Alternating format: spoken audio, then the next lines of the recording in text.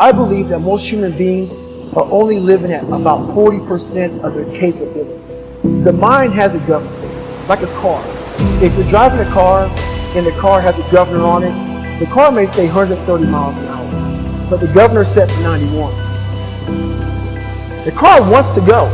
The car wants to go, but that factory said, you're not going past 91. We have a factory, a nice governor in our brain, and it's a survival mechanism. It protects us from pain and suffering. At all times of your life, the mind has a tactical advantage over you. Why is that? It knows what you're afraid of. It knows your insecurities. It knows your deep, dark lies. And it starts to push you away from that. It pushes you in a direction that is comfortable. The mind controls everything. You get to 40%, your brain says, we're done.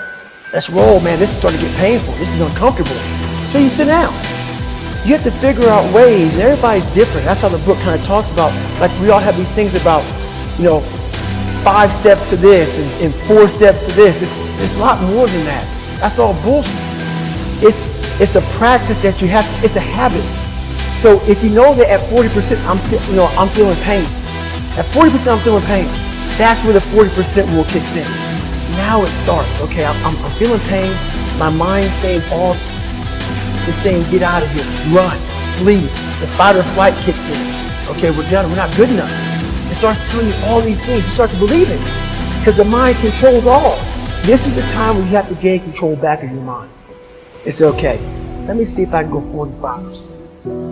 And once you start giving yourself more and more hope and start realizing, okay, the mind starts to be, okay, what are you doing?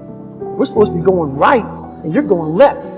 You start then controlling your mind. Start finding more in yourself. And then it goes from 40% to a lot further than that. But that's the start of it though.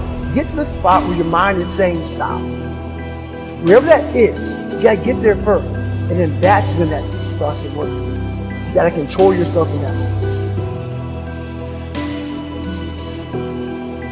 The minute you start thinking, I don't want to do this, the minute that feeling creeps in, that's the time you're having a test.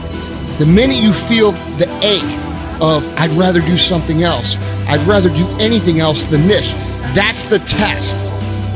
The minute you train yourself to say, this is my opportunity, is the minute you go from loser to f***ing winner. And this is a skill. This is something you practice, all right? You have to understand that at that point where you see yourself recognizing that I'm having a test and that this is my opportunity to prove to myself, that's when you stop having dialogue with your emotions.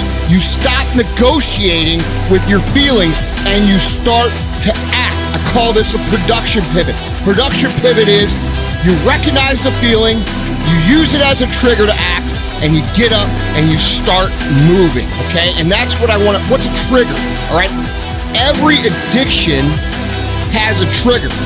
And when you start to act, that's when the magic happens, okay? When you step up on a test day, when you successfully complete a test day, it's going to be one of the most euphoric, powerful experiences that you've ever had. You're going to see immediate confidence, immediate boost in self-esteem, all right? You guys know what this feels like because you've inherently done it even on accident sometimes. You can't tell me that there's been a time where you've resisted the opportunity to be a lazy fuck and move forward anyway. You've done this and you know what it feels like. And this is how you build the process of momentum, okay? And you'll want it to happen again. You're gonna look for the test. You're gonna become so focused on the test that you're gonna be like what I said in the beginning of the show, which was, I wish the test was harder. And what happens when you start to make the test harder? Your strength and your skills and your character gets stronger, all right? But here's the key. You've gotta recognize the feeling because the feeling is the trigger. Every addiction has triggers. You'll come to understand that the feelings of not wanting to do something are your triggers. These are the signs that you're having an opportunity to indulge in your addiction, and your addiction is winning.